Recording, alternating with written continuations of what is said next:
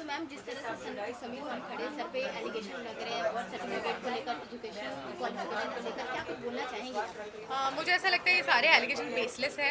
इसके साथ हमने बहुत सारे प्रूफ्स ऑलरेडी हम दे चुके हैं और ये हमको देने की भी ज़रूरत नहीं थी, क्योंकि ये उन्होंने कोर्ट में नहीं लगाए, एलिगेशन ट्विटर पे लगाए हुए हैं एक सोशल मीडिया हैंडल पे, और उसके बारे में हमें एक्सप्लेनेशन देने की हमारी कोई रिस्पॉन्सिबिलिटी थी नहीं, लेकिन फिर भी हमने दिए।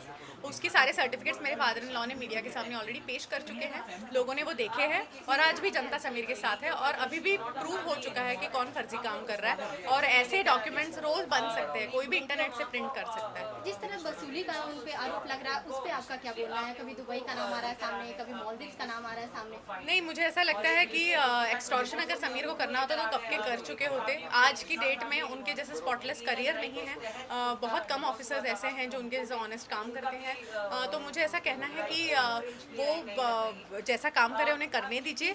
वो एक्सटॉर्शन के अगर चार्जेस कोई लगा रहा है तो उसके साथ में कोई प्रूफ भी पेश कीजिए, कोई इलेक्ट्रॉनिक प्रूफ हो, कोई मैसेज हो, कोई समीर वानखेड़े का कोई रिकॉर्डिंग हो, कुछ तो हो।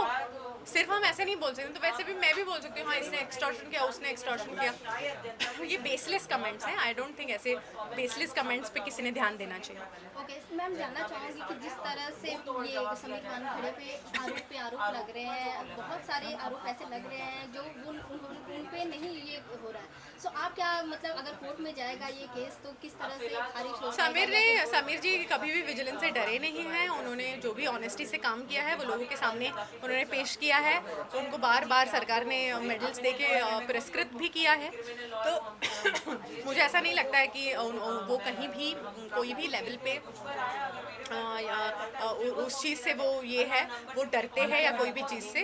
और what was your question again? I am sorry ma'am, जिस तरह से मतलब अगर कोर्ट में गया ये केस तो वो खारिज हो पाएगा या फिर नहीं, जिस तरह से आप लड़ेंगी नहीं लड़े पाएंगी क्या? हाँ, तो वही मैं बोलना चाहती हूँ, सॉरी, कि वो बिल्कुल भी विजिलेंस से उनको कोई भी खौफ नहीं है। अगर कोई इस केस का वो लोग एक्सटॉर्शन एंगल देखना चाह रहे हैं तो ज़रूर देखें, Sameer Wankhede clean and clear ही बाहर निकलेंगे। या रिलीजन को लेकर जिस तरह से इस मुद्दे में सीधा जा रहा है, उस पर आप क्या कुछ टेक लेना चाहेंगी?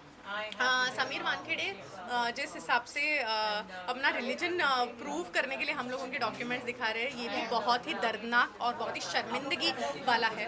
वो क्योंकि वो एक छोटी जाति से आते हैं, क्योंकि वो एक छोटे गांव से आते हैं, इसमें कोई शर्म की बात नहीं है, इसमें कोई शर्म की बात नहीं है। तो आप उनको क्या लगता है वो सबके सामने लाएंगे तो वो शर्मा जाएंगे? नहीं, उनको बहुत अभिमान है, वो कहाँ से बिलोंग करते हैं, उनको अपनी जात का अभिमान है, उनके गांव का अभिमान है, उनको इस चीज़ का अभिमान है कि उनके फादर हिंदू है, उनको ये चीज़ का भी अभिमान है कि उनकी मदर मुस्लिम है। वो एक सेक्युलर बंदा है, उसके पैर खींचने की कोशिश ना करें। उसके रिलीजन के सारे डॉक्यूमेंट्स उन्होंने ऑलरेडी पेश किए हैं। यूपीएससी ने अगर उनको एक जॉब पे रखा है तो डेफिनेटली उनकी पूरी जांच की गई है, तभी वो उस पोजीशन पे है। तो इस चीज़ को चैलेंज करना, इसका मतलब अपने सिस्टम को चैलेंज करने जैसा है। इतने बड़े मतलब ऑफिसर को चैलेंज करना और बहुत सारे आरोप को लगाना, क्या कुछ आपको लगता है कि इतने आरोप क्यों लग रहे हैं?